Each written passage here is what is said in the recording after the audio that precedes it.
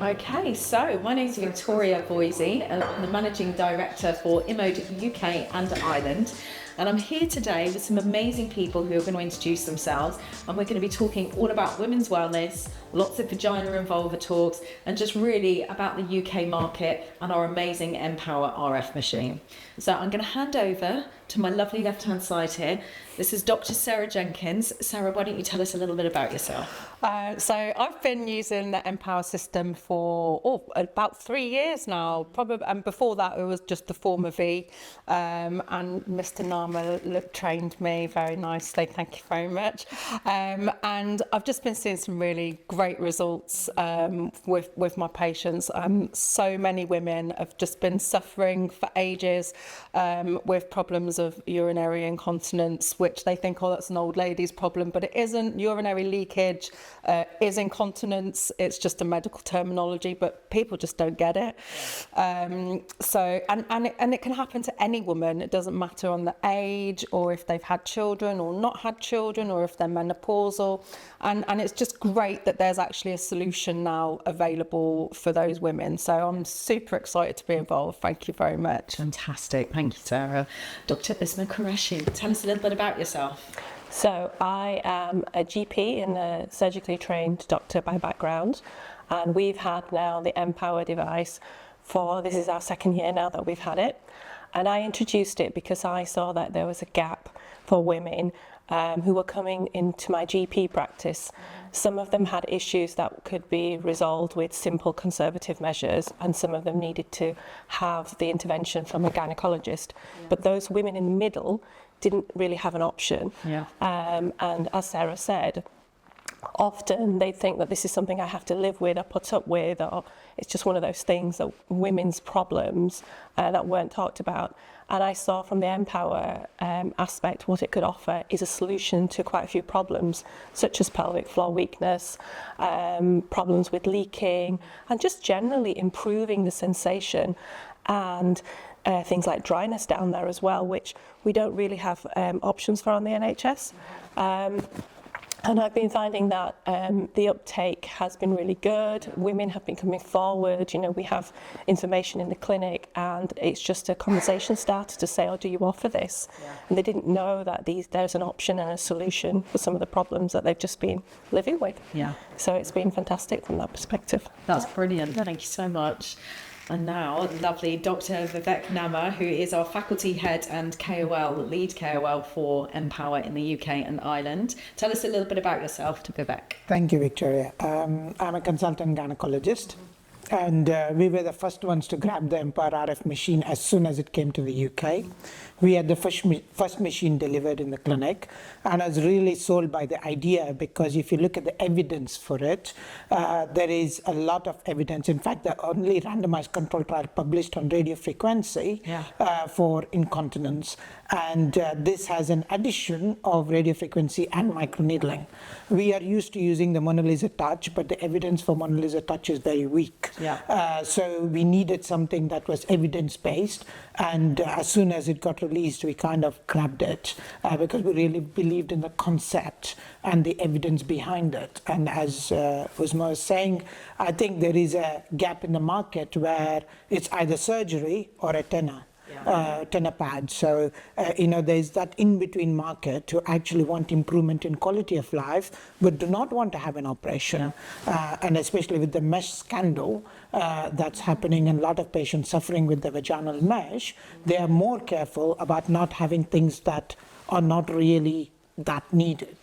You see, like, avoid any intervention that is drastic.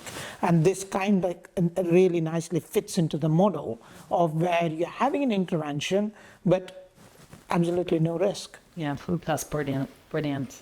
And then I want to welcome our newest addition to our women's wellness family. We've got the lovely nurse Carla Jones from Wales. From Wales.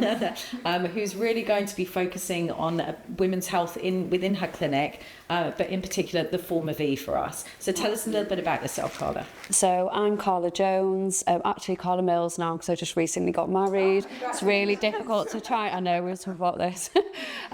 So my background is intensive care, A&E and clinical research.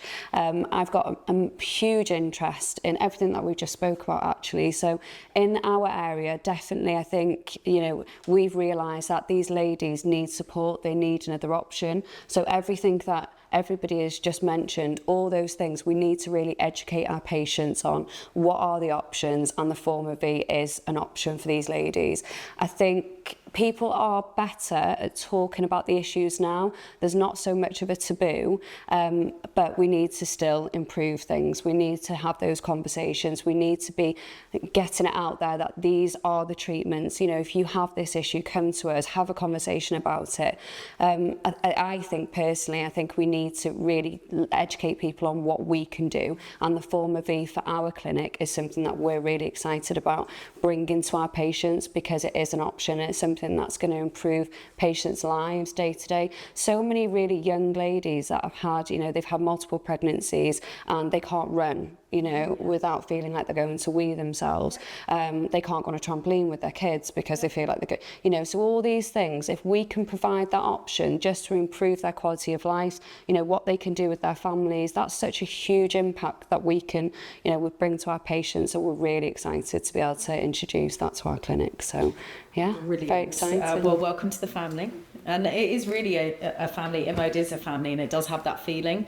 We're really on a mission this year to remove that taboo from women's wellness, therapies, and the treatments that are available, and for people just to be talking about it more. And I think that's the really key thing. It is a bit of a taboo subject, so we need to up the education about what is available and what we can treat with the Empower RF. But also we need people to feel comfortable talking about it. Absolutely. So on that, I'm going to go down the line, and I want you to just say one word and tell me what your favourite nickname is for a vagina. Oh, me. Well, my favourite patient that came to see me said, please can you fix my Mary? And I wasn't really sure what she was talking about.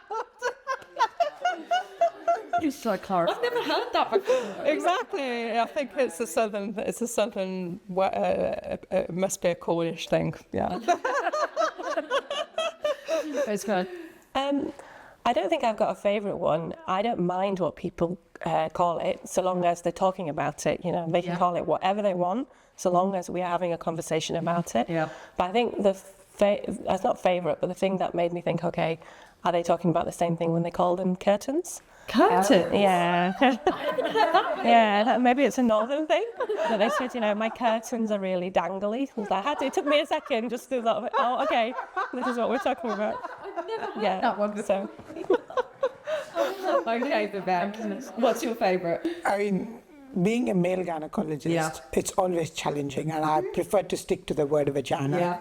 The reason I say that is because I think we need to get our patients used to talking about the vagina, because they don't want to talk about the vagina, hence they're using all these words, which we don't really think what they mean, because they may mean vulva, they may mean vagina, or they may mean parts of the pelvis that is causing them a problem. But I would just rather prefer the patient comes up to me and says, Dr. Nama, I have vaginal pain. Yeah. Right? Or I have vaginal laxity. I would rather prefer they come. I think just use the word vagina. Yeah. It's very commonly used in America, but in the UK, we don't use that word at all. No, it's censored. Yeah, It's censored. You're correct. So it's the only anatomical word that's censored. Yeah. If it was my hand or, my mandible, it would be absolutely fine. But because it's a female hidden thing, then it's not allowed to be used. Yeah. And this, I rant about this a lot, because it isn't the vagina, it's the vulva on the outside, or it's your labia. The vagina is the vaginal canal, which I know Vivek. But we should be using the correct anatomical words and not be ashamed of them. The stigma needs to go. Yeah, you're correct. If you look at all the social media marketing channels, Google channels and things like that, it won't allow you to use the word vagina at all. And that's partly unfair, because how are you going to create awareness? Yeah. I know it's difficult to monitor this content and what comes out and things like that, but I'm sure companies, if they want, can create algorithms to manage the content and allow us to create awareness to the population. Yeah, absolutely. Could be a double-edged sword, couldn't it? Because although you want to open that conversation, and if people want to call it something, then it's better that they call it something than to not talk about it at all. But you are completely correct in what you're saying. We need to be anatomically correct and make it so people. But I think it's a slow, it's a progression, isn't it? You start that conversation and they start talking. When you're in that examination aspect of it, then you can actually say, well, what you are referring to, this is your vulva, this is your labia, this is your, and then the education can start. It's that whole behaviour change, isn't it, aspect? But as long as people are talking about it, then that's a positive. But I think it is starting to change. I'm starting to see positive changes. I call it a mooey at home. I've got a 7-year-old daughter. It's what we feel comfortable saying. It makes it feel a little bit softer, a little bit more gentle from her. But they are already talking about these things at school, and she's 7 with education. And she said the word vulva the other day. Now, she's never heard it from me. I said, I did say Dr. Sarah Jenkins would be very I know how she feels about that. But for me, for my 7-year-old daughter to say that word to me, I found it quite shocking. But it shouldn't be like that. I love the fact that they're talking about it. I think there's also cultural issues as well. What we forget is that there's a lot of cultural barriers to women talking about these things. So whereas it might be a lot easier or a lot more accepted in Western culture to talk about it, in a lot of the Eastern cultures, it's still a very taboo subject, to talk about women's parts or intimacy, sex, all of those things is still very much for not a general sort of dinner table type of conversation. So I think we have to be sensitive to the individual in front of us and what they want to let them lead us a little bit, but at the same time educate them as to what they should be talking about. It's interesting you say that, because being within a global company and looking at how the other countries are progressing with Empower and women's wellness, the Middle East is ahead of us. And I'm still trying to understand why. Any thoughts? My experience from going out there is that women are seeking out vaginal tightening post-birth a lot more, and they've had a lot more. They're much more used to the private market. Number one, and number two, they've had lasers and all sorts out there for many years, so that market has been there for a long time. And again, culturally, trying to be culturally sensitive, they're not necessarily just one wife to a husband. So they're in competition with one another. Right. So there is that element there of husband pleasing or man pleasing and being the wife that gives the best children. And that's culture. I'm not judging, but that's what I saw firsthand. So there was a patient that I saw over there that had maybe 4 or 5 resections and had major scar tissue, major pain, but still wanted to be the number one wife, So Morpheus 8 was a very good solution for her because it will help with that scar tissue. But again, you have to think, well, why number one, are you putting yourself through all of this? But number two, who is actually doing all of these procedures? It's not advisable to be doing loads and loads of vaginal reconstructive work because it's not good for women. But anyway. It's good to get that first hand. Lighten the mood a bit, sorry. This is what it's all about. This is a conversation, and we should be having more conversations like this, for sure. Okay, I think there's also, I believe strongly that we are slightly lagging behind the rest of the world for 2 crucial reasons. One is the UK market is not used to the private healthcare market. You see, rest of the world, they go to a doctor, they accept they have to pay, and they get what they need or what they have been advised, and they go. Right? It's very simple principle. Whereas even in my private practice, there are a lot of patients who come expecting not to pay because their concept is healthcare should be free. That's their concept. So that's one barrier. Second barrier is they also believe strongly that what NHS doesn't provide is not actually good enough. Really?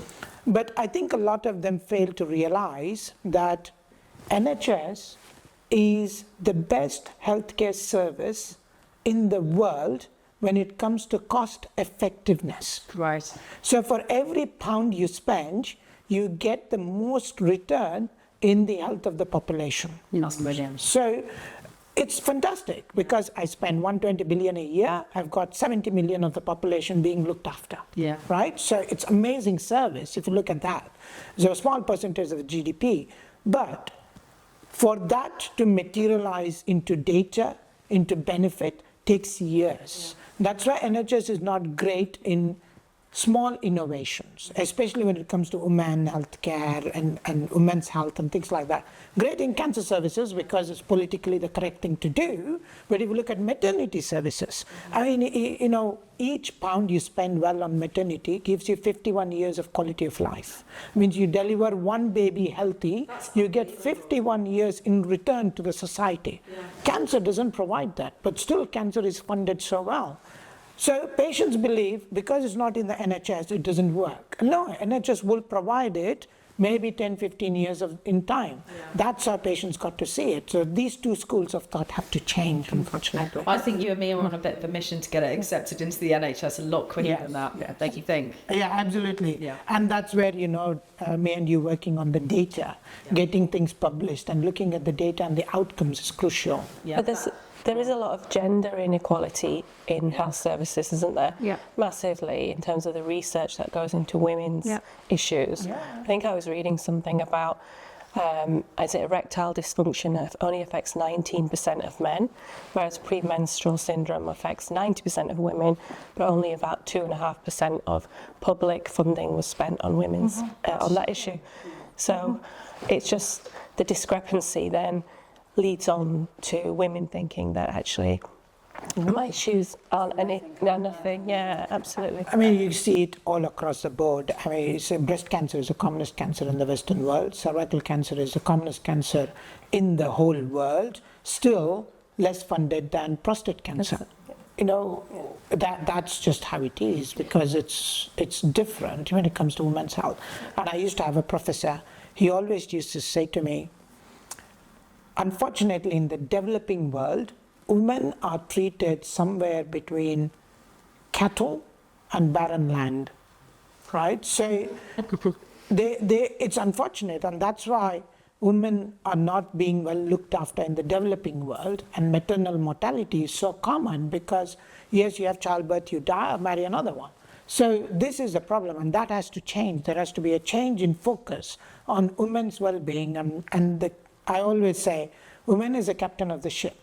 You might have 100 sailors, but if there's no captain, there's no one to sail. We like that. Yeah. Because, you know, in our house, my wife runs the show. I just follow instructions, right? So, I think that's really common as well. It is really, you know, I think my mum was much, much more organised than I was, or at least it felt like that when I was a child. But you do have to take control of things in the house. I totally understand that. I can't wait to meet your wife. She sounds amazing. I was watching a movie and they said a very sort of poignant phrase in there about if men, sorry about this, if men realised all the things that women realised all the things that they could do, they can work, they can look after the house, they can raise children, etc., they would then consider, what do we need men for? And, you know, I think those conversations do happen. I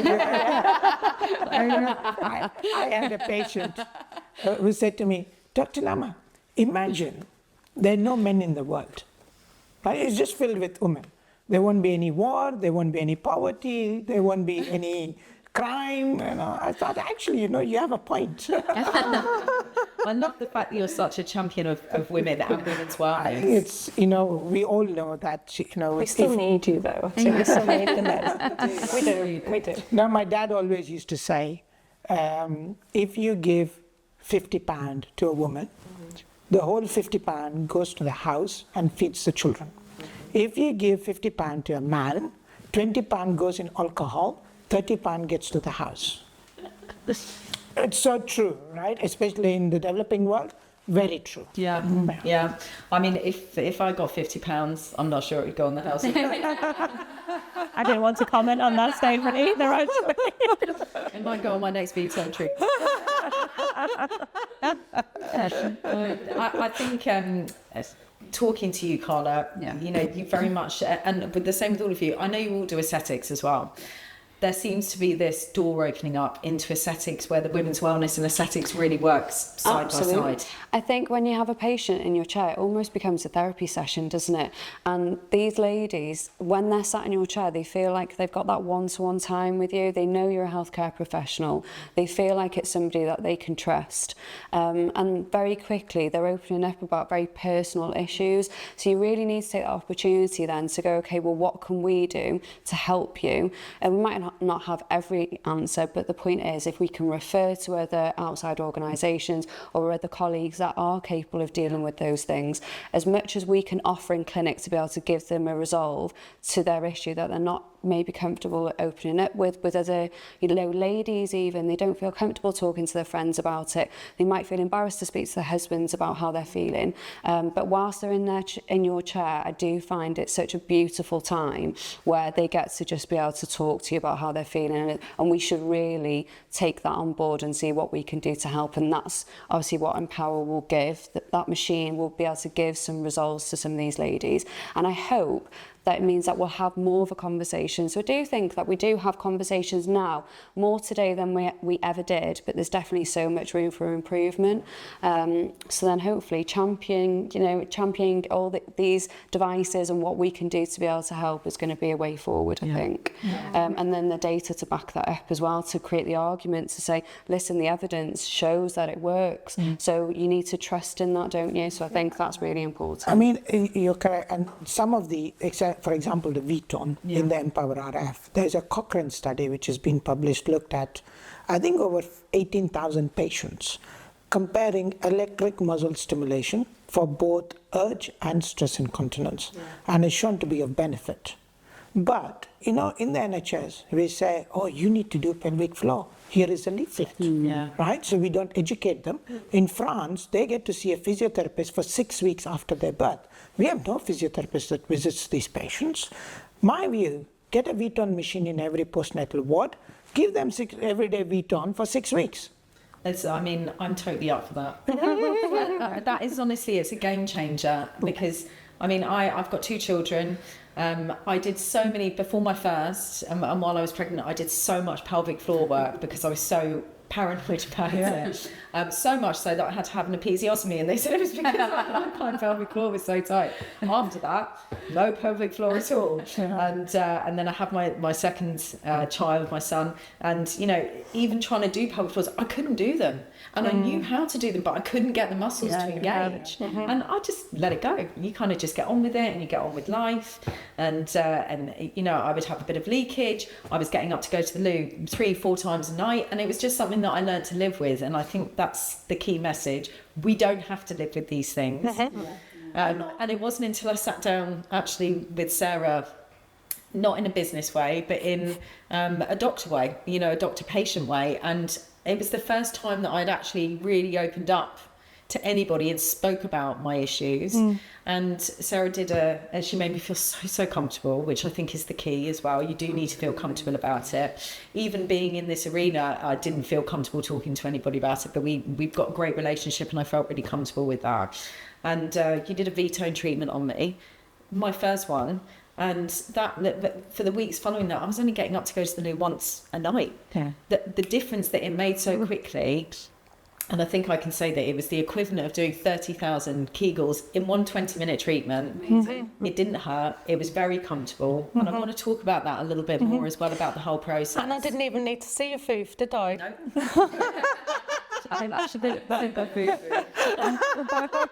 And the amazing thing with V-tone is you can actually get the patient to insert it, and just tell the patient, start here, play button, because just the thing, and then the patient can go up on the energy herself. You don't even need to be in the room. Yeah. Right? That's empowering by itself, isn't it? Exactly. Because you're giving that patient control over their own care. And I think that's a lot of what we need to do as well, is educating patients, give them a little bit of, empowerment in their own care, but make them be a bit more proactive Absolutely. about what they're doing. I've got a young patient, and because I'm in the clinic where we have the Empower Mission every Wednesday. Wednesday is a bit challenging for her, so she has to go into work. So she said to me after the first session, Dr. Nama, this is not difficult. Just tell your receptionist, I'll come do it myself and I'll go. I said, fine, do it. So I don't need to be there. She just came, did her 6 sessions every 2 weeks and went. Yeah.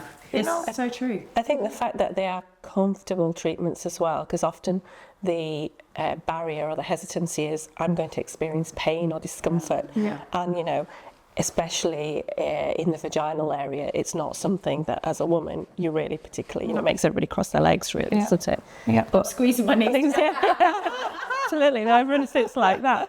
And so actually, because these treatments, what did we have historically? Things like laser, CO2 laser, etc. The sound of that, Oh, that's painful. It's painful, isn't it? And causes more dryness. Causes more dryness, and the risks are just... there's absolutely no evidence for CO2 laser treating incontinence. The penetration you're getting is 900 microns, so you're not even getting behind the vaginal epithelium. So you're only treating the vagina, hoping that it'll get beneficial, but it won't, because you're not penetrating deep enough. And the beauty of these machines is that, there's a saying in India, it takes a woman to have a baby, it takes a village to bring the baby up, right? So when the baby is born, you have so many things to do. And so, I was having nightmares just heating the bottles up and making the milk. It's just terrible. But imagine I have a V-tone machine at home or at work where my wife goes in, has 1 session every day for 6 weeks. I can take her, look after the baby for 20 minutes. She has a V-tone and she doesn't have to keep concentrating on pelvic floor every day. We have to be more pragmatic about these things rather than saying, do pelvic floor, it's important. And it's so hard to do. Technique is massively important. And you look at young ladies now and you'll mention pelvic floors to them, they don't know what you're talking about. And you try and explain the technique behind it, and that's really difficult It's in very itself. difficult. Very difficult to explain. Absolutely. And you can't clearly demonstrate it in a way that they are able to, Right now I'm doing a pelvic floor. So I think, and that it causes huge amounts of compliance issues. They don't do it properly, or they think they're doing it properly and they're not. But they're not, And so, Bring in a machine that actually does the does job. it for you. Amazing. You don't need to worry whether it's doing it or not. Just have the session, it's doing it. The feedback I've got from women who've had Forma V and V-tone is it's lovely. I feel really relaxed, and it's just a lovely experience, that warm feeling, and and that means then they are so ready to jump on the bed and have it again the next time. Patients have said to me, it feels like a hot stone massage. Yeah, absolutely. Down below. They're falling asleep during it. Something to look forward to as well, as coming out and having the benefits from it. It's But amazing. also looking forward to the fact, especially young women in their 30s, they don't want to be wearing tenor lady pads at all. I had a patient that used to cut up her baby's nappy to put in her underwear so she could go for her runs every day. So she was a young, fit, woman that could run marathons. You think there's lots of young ladies now as well, when they're having sex, they think it's acceptable to maybe have a little wee, because obviously, you've got so many different issues. Yeah, absolutely. And I think it's like you said before, Victoria, is that people have just accepted, and there's no reason to. But then the data then is so important to be able to show people. Or even pain. Or even pain Absolutely. during intercourse. Yeah. Vivek, when I worked in Obs and Gynae, I've heard consultants say, well, you just have to use more lubrication and deal with it. Or you can use a dilator. Unsexy that whole situation sounds to a very young lady as well. We forget that actually the effects of things like the Forma V aren't just for dryness or the V-tone helping for pelvic floor. The improvement in intimacy and sex. One of the best one of the best messages I got was at midnight from a patient who said, "Thank you. I've just had the best time of my life." Actually, I've got a great stat here. 75% of women experience decreased sexual sensation in their lives. 75%. And it wasn't something that had even crossed my mind, but wow, what a difference it made. Great I think effort. from a relationship point of view as well, if somebody feels unmotivated to have sex because they're not enjoying it at all, then the impact that has on a relationship going forward, that must have a really negative impact on marriages. And so the positives from having the treatment, amazing. In fact, we weren't even treating her for that, and that was a side effect or a positive effect, a bonus sort of, effect of it. This is where the education and the terminology and the research needs to come in. It's called sexual dysfunction for women.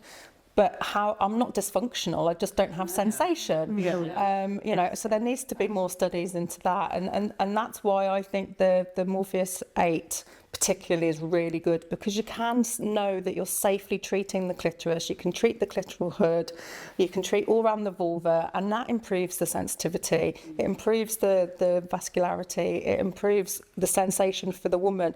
So not only are you treating the vaginal atrophy or the skin laxity or the dryness, or they just need to feel a bit tighter after they've had children because it feels open, or they want their labia shrunk, you're also inadvertently treating the sensation as well. And again, women have come back and said, oh my God. 50% of women experience post-menopause atrophy. What is atrophy? So atrophy is essentially like the skin's aging process. So we all have a fat layer, and we all have our skin and our collagen and our elastin within that skin, and that's an estrogen-derived process for women. So with the vulva and the vaginal canal, you have atrophy of the skin, so it gets thinner, and you have less collagen and less elastin, and you also lose your fat pad in your vulva as well. And as the fat pad gets smaller, that causes a skin kind of sagging laxity. So just like we would get jowls, just like we would lose the nice fat pad from our face, we lose the fat pad from the vulva as well. My friend calls this floppy fanning. Yes, exactly. Have we heard this before? Exactly. So if you imagine your labia minora as like the gateway that keeps the vagina safe and closed, that will start to open because of the loss of volume next to it. So it's like the supporting structure. So what you want to do is you want to replace that volume loss, and you also want to retighten the skin by treating the loss of the collagen and the elastin. Also, the vaginal canal itself gets shorter as well, and so does the urethra. So that's where women, when they get older, are more susceptible to urinary tract infections all the time as well. So we've got loads of really nice estrogen receptors in there that are really responsive to estrogen creams and topical things that help. So we always treat our patients here with holistic treatment. So you look at you treat the atrophy from all respects, basically. Okay. Yeah. 33% of women suffer with urinary incontinence in their life. That doesn't sound a lot, but when you say 1 in 3, that sounds massive.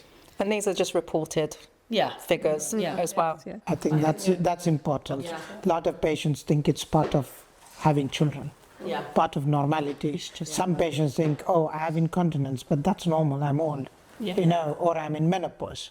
So a lot of them don't even complain about it. Let's talk incontinence. So how many different types of incontinence are there, Vivek? So there's mainly 2 types, stress and urge. Stress is when you leak urine when you cough or sneeze, run, trampoline, as you're explaining.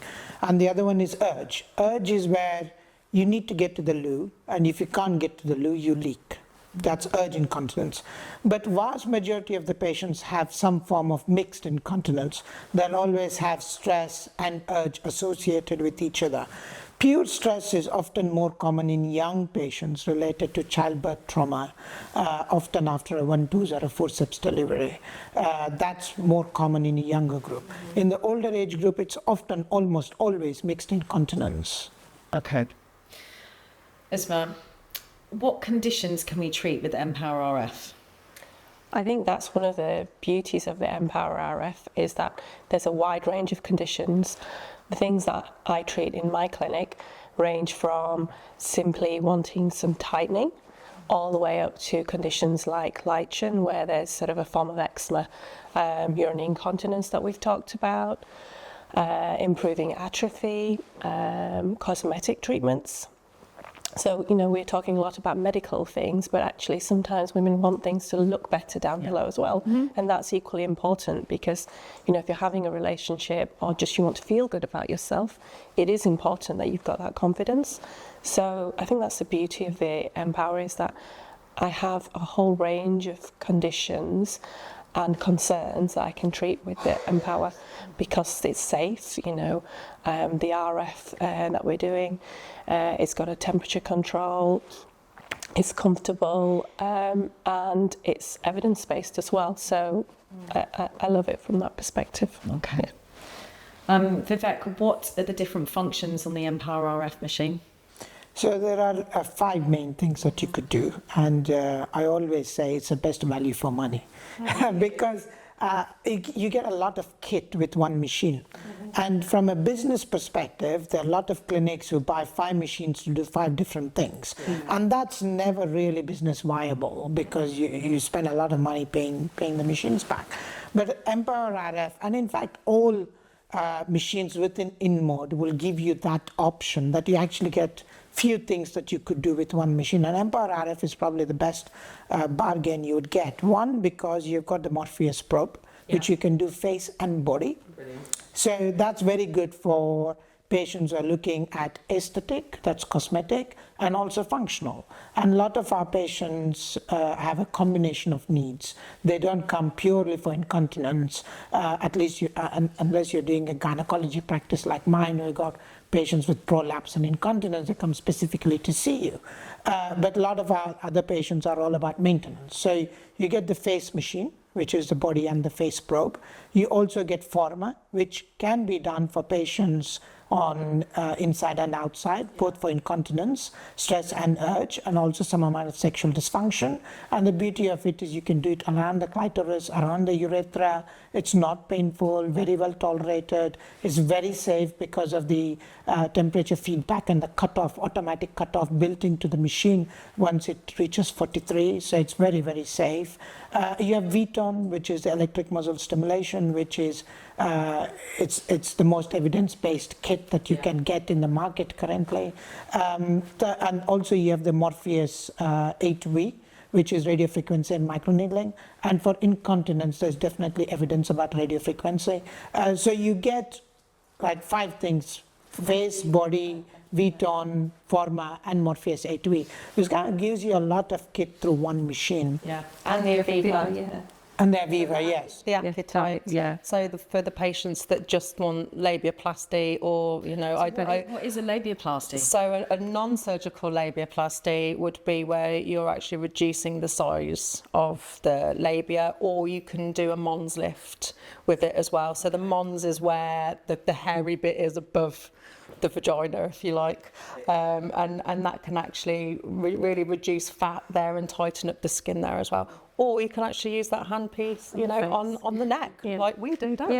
on the face, around the jowls, for this little bit of fat underneath and around the eyes also. Because Aviva, as you know, is a smaller version of Body Tight, and it's great. And a lot of doctors are using the Aviva for face, neck, little bit of fat here, mons pubis fat, cesarean section, belly bump, lots of places that it can do. And the beauty of it is it shrinks fat and tightens skin both at the same time. I mean, that was definitely one of the decision-making factors when we acquired the Empower, was the fact that being an aesthetic clinic owner, this machine gave me the option of still treating face and skin. Yeah. and I could also then do women's health as well. So the versatility, yeah. I think that was a good thing for you as well, wasn't it? Absolutely, and I think when we spoke about atrophy before, you know, if you've got younger ladies of all different ages, appearance is such a huge part of that. They're wearing a bikini and they've got atrophy and they feel like, you know, they've got camel toe, or they've, you know, it happens, doesn't it? And you feel like you're tucking things in. That's not comfortable for anybody. The chafing aspect, all these things that ladies have to suffer in silence, and they don't have to, because we've got the machine-based devices now to be able to improve that for them. So I think it is really empowering. And also the toning. Yeah, that's one. Absolutely. Yeah. So many different positives.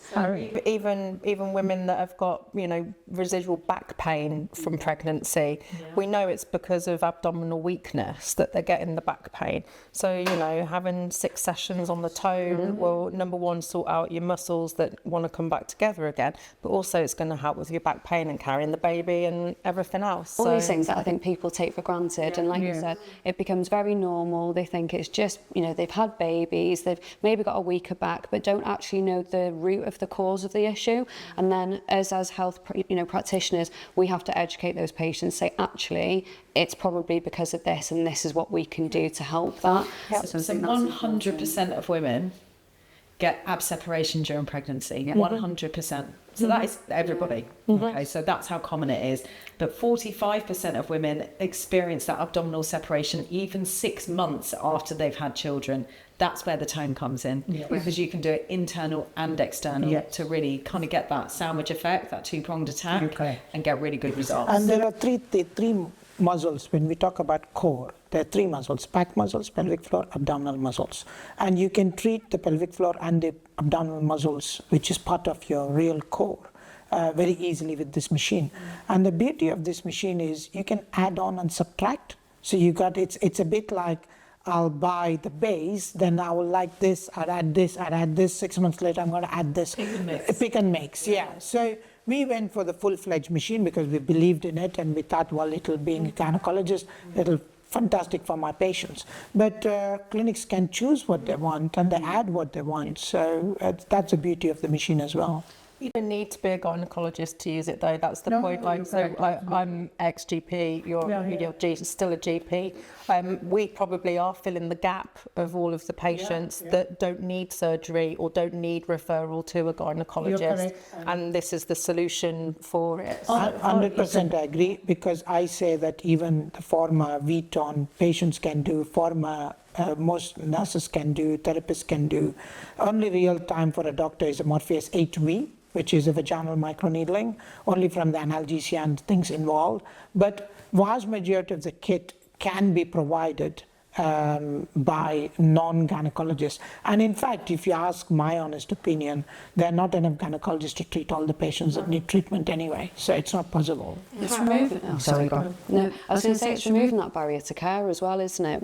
We spoke about privatisation and raising awareness, and people can access these things that we're able to provide. But it's removing those barriers, because waiting lists in the NHS are extremely long. People, I think, do give up and do not lose the will, but they lose the trust in the process. Whereas if you can access a clinic such as ours and say, actually, I know they have a solution for me, then okay, well, you're looking after yourselves, you're feeling better, we're able to provide that service to you in a more timely manner. It's not putting down the services within the NHS, but there is an argument for privatisation and offering those services that patients want to access. So I think that's really beneficial. I want to talk about Morpheus 8 in general, because it's what InMode became very famous for. It's the most talked about RF microneedling device on the market. But we have a Morpheus 8V for the vagina, for the vulva. Sounds really scary. Is it scary? Is it painful? I mean, I've done loads of them, and I've trained quite a few doctors and nurses on it. And to be honest with you, it's actually much simpler than Forma.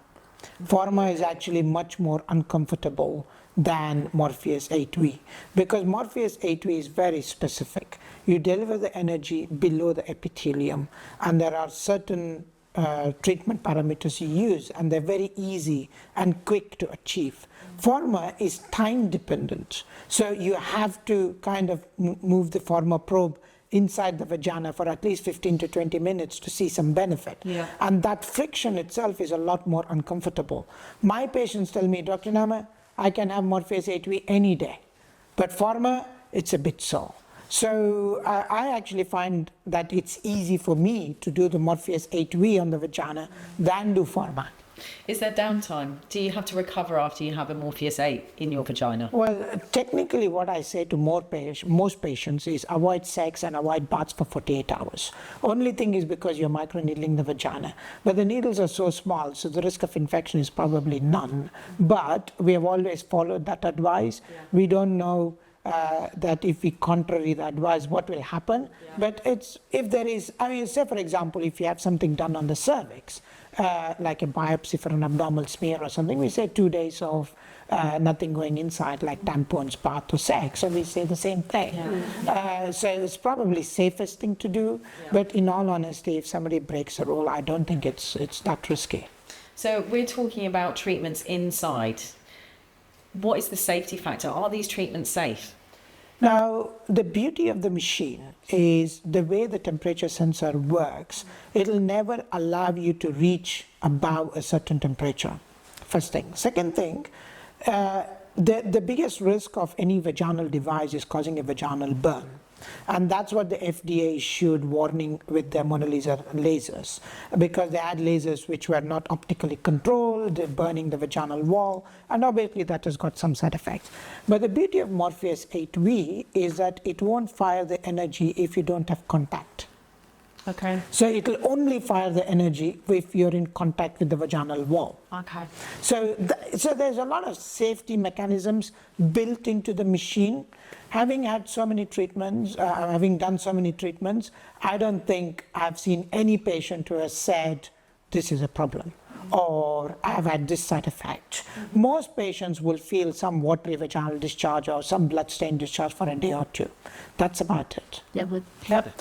And back onto the safety features as well, because it's not monopolar like most of the machines out there, it's bipolar. What does that mean, Sarah? So bipolar means that the machine reabsorbs the energy. So the energy doesn't go through the patient's body and then needs to go elsewhere. So somebody that's got like a copper coil in situ or marina coil in situ, we know that it's safe. If someone's got metalwork in their body, we know that it's safe. We can still use the machine. Obviously, if someone's got a pacemaker, I wouldn't be using it at all, but or an ICD. But if you know, a lot of women need the marina coil to control, you know, bleeding issues and what have you. So we know that the machine's safe. So the energy will return back to the machine, and we know that the pins come out. We control how deep the pins go out, so that's 3 millimeters into the skin, and then the energy only comes 1 millimeter off the tips of the pins. So we know we're only ever working at 4 millimeters. Yeah. So that energy will get transferred to the urethra. It will get transferred to the fat underneath the tissues underneath the skin, but it's not going anywhere else. Yeah. It's very safe, very, very safe. What's your most popular? What do you treat the most of with your Empower? Concerns, so conditions. Oh, conditions. I would say the vaginal laxity. And urinary symptoms, urinary problems. That's the main thing that women are complaining about. They just don't want to have to live with it anymore. They don't want to have to wear a pad. They're psychologically worried about, can people smell me? Do I smell like urine? You know, and these are good, you know, confident, happy young women that you'd never know something was going on, but they're carrying around that like psychological cloud every single day. Yeah. And you know, that's the commonest reasons I treat as well. Yeah. So my main patients are all from incontinence, and obviously they want to address laxity as a secondary intention kind of thing to treat, because almost all of them suffer from these two problems. And the biggest group of patients I treat are the ones in their late 40s. They're just getting into menopause, estrogen is deficient, tissues are being affected, they've had 2 children, they've kind of also... Are you looking at me for that? No. And I also find... No, but I'm not in the same age group, I'm not going through menopause, but you know, I can see why that age group affects more, because also I feel that this is the age group when you have a bit more time for yourself. Yeah. Because your children are slightly older, you got a bit more time to address things. But I think this is the commonest reasons I treat, and it really affects their confidence. I've got two slightly different cohorts. I have my postmenopausal women who are on their HRT, having their vaginal estrogen, but still experiencing problems. So they want to have a solution. So they're often still working, very active, like you're saying, you know, this concept of you hit the menopause and that's it, you know, You've written off. you've written off and that's it. Yeah. And, you know, they're still working, doing all the things that younger women are doing, but now they've got these additional problems. And then I'm starting to see the younger women who have had children and are a lot more savvy and aware of these things. Yeah. And they're the V-tone sort of patients that I'm seeing, where they want to do the running, they want to do all of the. I had a woman recently who's doing a marathon, and you know she's had a baby and she doesn't want to have any of the issues, and so she's doing preventative sort of, you know, I'm getting Absolutely. which is good. So I'm sort of seeing two different spectrums. And I think as we start educating people, the younger spectrum will start becoming more important to them. And I mean, the key thing is to know that there's a treatment available. Absolutely. It's getting that message across, isn't it, to let people know. In terms of your patients, I know I've spoken to one of your patients before, and she was so delighted with the results. She said she wished she could wear her vagina on her jacket. I know exactly who you're talking about. Have you got other success stories? What's your best success story, Sarah? I mean, they're all success stories, because I'm treating frustrated women that, you know, maybe are menopausal, maybe are not menopausal, and because of life is changing for them with age, you know, they're losing their confidence and their individuality. They're already dealing with the brain fog and everything else going on with the menopause, and, you know, getting used to having to manage those symptoms. So, yeah, I mean, I would... all of them that I've treated. So women that literally would not even go in the car on the motorway because fear of wetting themselves. You know, you treat them with Vtone and Morpheus 8V, and then they can make that journey to go and see their children at university, you know. Or I've got women that have had 3 or 4 children and had a cystocele and a rectocele, so that's where the vaginal canal gets the bladder and the bowel comes into the vaginal canal, but it's not bad enough to treat on the NHS. Sure. But it's bad enough for that patient because it's majorly affecting their quality of life, and they've got fecal and urinary incontinence. Yeah. You know, so you strengthen up that pelvic floor again, do some Morpheus 8 treatment, support the bladder, support the bowel. You know it's safe, and that majorly affects the quality of life for that patient. This is a key message as well. This changes people's lives. Yeah. And, you know, these are just things that we as women decide that we suffer with, and it's just part of life, and it's part of this time in our life, or after we've had children, or when we're hitting the menopause. All these symptoms can be treated.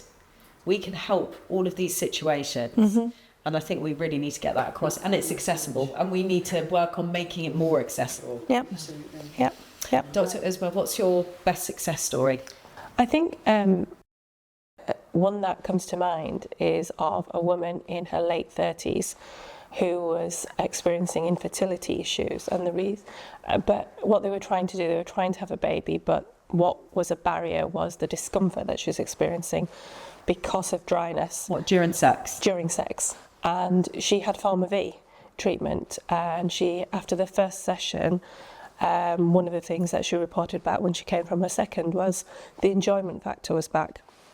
And anybody that's treated, as a GP, whenever I've treated people with infertility, the tension and the stress and the pressure mounts up every month when you're not pregnant, and that is a factor, as you'll know, in terms of, you know, them getting pregnant. And sometimes when their stress aspect and they start enjoying themselves, I've got lots of stories in the NHS where women have naturally fallen pregnant whilst waiting for the infertility sort of treatment. And this particular lady, we treated her with Pharma V for the outside, to help with enjoyment of sex and to help with internal sensation.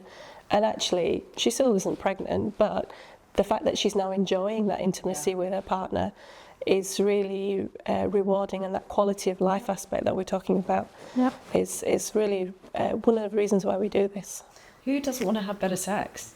I mean, it seems like a no-brainer for me, an amazing side effect of these treatments. Dr. Vivek, what would you say is your best success story? So I've got two patients, which I remember very well. One of them is a medic. She is a young doctor, and she has just frequency. She needs to go to the loo 8 to 10 times every day. It happens in young patients sometimes. She's not had children, no medical problems, nothing. So I said to her, look, why don't you try Forma-V and Vitone and see what happens? And she said to me after the second session, you know, Dr. Nama, I went to Glastonbury and I didn't have to wee the whole day. And if you've ever been to Glastonbury, you don't want to use those toilets. And I said, I haven't been, but I can see what you mean. So that was really life-changing for her, you know, and in fact, every now and then she will have a Forma-V treatment. Like a top-up. So, top-up, maintenance regime kind of thing. So, and she also knows when it's wearing off, which is another key thing. So, and the second patient I have is a 70-year-old lady with bad prolapse. She has a pessary where we put a little ring inside just to hold everything up.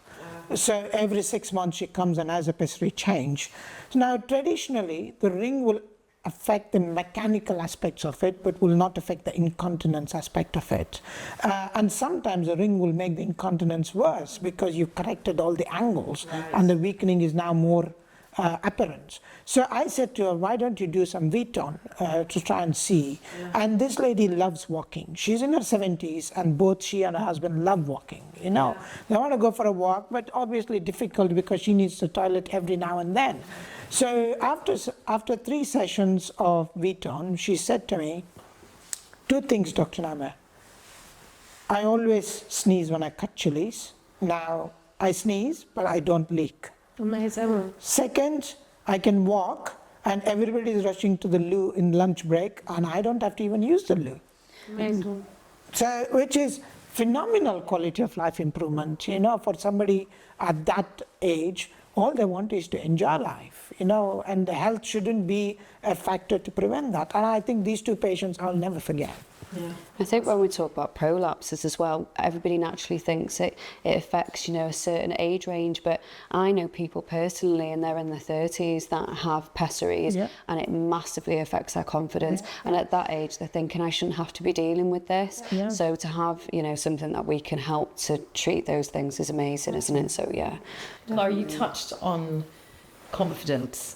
We're talking about the physical benefits of this treatment, but there is a huge mental benefit to these kind of treatments, isn't there? Definitely. You know, when we spoke before, we have these patients time their undivided attention and they're telling you exactly how they're feeling, and we're improving that emotional aspect. So not only are we improving appearances, we're improving their confidence, their psychological health as well. So I think as health practitioners, that's you know, a whole approach that we should be following. So it's amazing that we're able to do that. Yeah. So I mean, women have to take changes of underwear, pads, changes of clothes out with them. It's like if you know, we've all had children here, so you have to carry all this stuff because you've got your children, but then it happens to us as well. You know, a personal friend of mine cannot go anywhere without a couple of changes of clothes because she knows if she laughs too much. Or jumps, or sneezes. She does laugh too much. She needs to come here and have treatment. But I treat quite a lot of South Asian women, and the religious aspect is a strong part of life. And your ability then to pray and perform religious duties is affected by the fact that you are then unclean because you've leaked, etc. And it has, again, we talk about the psychological aspect, has a huge psychological aspect, you know, if you're having to wash yourself every single time, etc. And so it has a massive impact on their well-being in that way. Yeah. and not having to look for the loo all the time. That's just, I can see, some patients, they come to the station and the first thing they do is, where is the loo? They start looking like that, looking for the loo. And it's very interesting. Not having to do that is such a big relief. I know that myself. I mean, having had 4 children, natural births, I know now there's been a change and I have to do that, where actually before I could go on a long walk and now it's like, actually, where is the loo? So they're making sure. So there is a natural aging process there. And also occupation, we have a patient who is a dog walker. And, for her, incontinence is a big problem. Yes. Because she has to take the dogs to walk and she has to find routes where she's got toilets on the way. I mean, imagine how much it affects you. Yeah. It's like you said before with the medic, though, if you're working on a ward all day, everybody knows how difficult it is to be able to get to the toilet and get a toilet break. If you have no control over that and you think, I'm going to wee myself, then that's an awful feeling. So psychologically, amazing treatments. Yeah. I want to say a special thank you to you all for joining InMode on their mission to remove that taboo from women's wellness and really champion those women's therapies that are available to the market now. So thank you so much. Thank you. Thank you. Thank you. I think with these kind of treatments, it can sound really scary. People think it might be like a smear test. They don't know what to expect. What do you think are the key misconceptions that you get, Sarah? Yeah, so if you Google Morpheus 8, you will get a lot of reviews, people saying it was really, really painful, it was horrendous. The problem is that this particular type of treatment with Morpheus 8V, it has to be done by a medical person. So you have to be numbed properly. So you have to have your topical local anaesthetic creams put on properly and treated properly.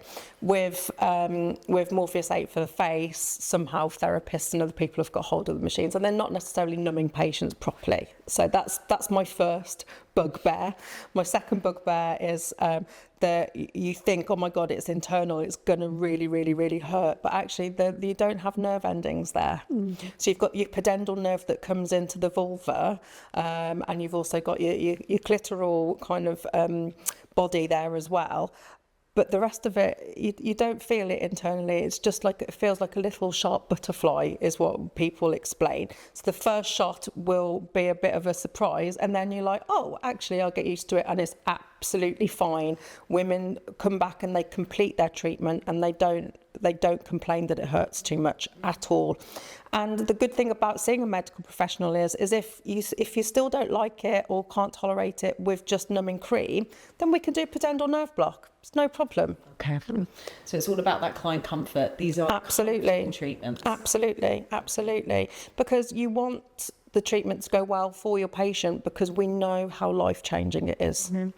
So managing the pain, that's down to us. Yeah. And it's not really that painful. Yeah. In terms of complications, what complications, Vivek, could you see with this? To be honest, I haven't seen any. So I haven't seen really any. As I said, we were discussing earlier on, some blood-stained vaginal discharge for a few days, maybe a day or two. This is all I see. Most patients don't even come back to me. There's, in my view, Botox gives me more hassle than Morpheus 8V. Morpheus 8V is very simple treatment, no hassle. They come, they have the treatment, they rarely feel discomfort. There's a group of patients, especially the postmenopausal atrophy patients, who may feel some pain and discomfort, but that can be managed. And the way we manage it is to the local anesthetic, and then you do a bit of slow treatment all across the wall that penetrates the anesthetic as well, and then you increase the energy and the depth. So there are tools and ways to manage that, and we do that so that they're comfortable. And also, as Sarah was saying, I always get told off for this, but technically vagina is pain insensitive. Because if vagina was pain sensitive, you'll never be able to have sex. So, the patients to think, oh my God, it's inside, it's vagina. Vulva is more pain sensitive because it's got the pudendal nerve, but the inside actually is not that pain sensitive at all. That's really interesting. Often people who are coming for these treatments will have had some form of microneedling on the face. and therefore they're kind of correlating it with that and thinking, oh, that was uncomfortable, or I had some discomfort, and therefore it's going to be worse down there. Yeah. But when you explain to them that the nerves, in terms of the number of nerves on the face compared to down below, is so different, and you have a doctor or a nurse who's experienced and being able to explain that, often those barriers then, they break down, they come down. Yeah. So it's safe, it's effective, it's comfortable, it's going to improve your sex life. Stop you weeing yourself. You're going to stop weeing yourself. I think these are all amazing benefits, and it's something that we should be doing more as a unit of women in this country, finding these solutions, and it's our job, I think, to make them more accessible. Absolutely. I agree, and as we get more data, I think the population will catch up with that because the data will drive the service. Yeah. Brilliant. Thank you.